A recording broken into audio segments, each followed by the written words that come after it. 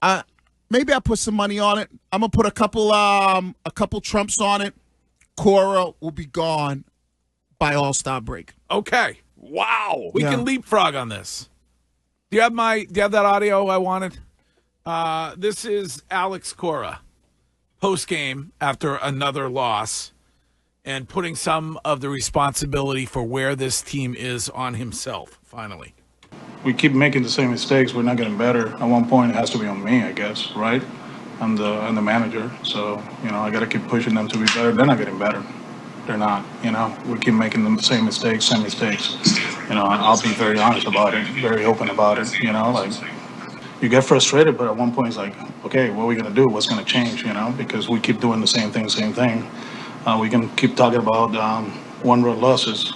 They're what, 17, 18, whatever it is, and it's the same thing. So is it effort, preparation, like Duke said, attention to detail? I have no idea now. I watched that game. I was like, wow, this is real. It's frustrating. Wow. Okay. So he's putting it on himself, finally. I guess.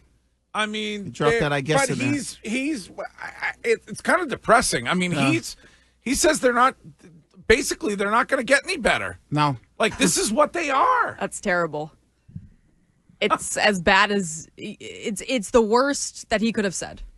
It feels like Honest. It feels like he wants to be gone. Right?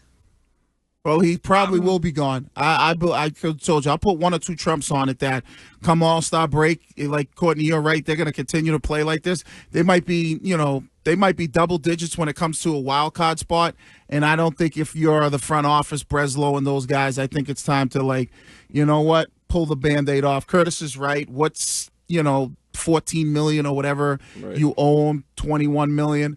It just sounds like he's fatigued, with the dealing with these guys. Checked out.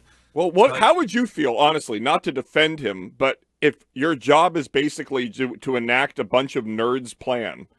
I just feel like, for whatever reason, it felt like last year when he re-signed, it was this breath of fresh air that he was invested, they were invested in him, and it's just not working out. But they did do what he wanted. Like, he was the guy who was screaming about Bregman. That's his guy. And I guess you can't account for the injury, but I don't know. They stunk before the injury. Huh? I mean, they stunk before the injury when Bregman got. They haven't won consecutive games since April. Think about that. Consecutive games in 2 months. What a disastrous year.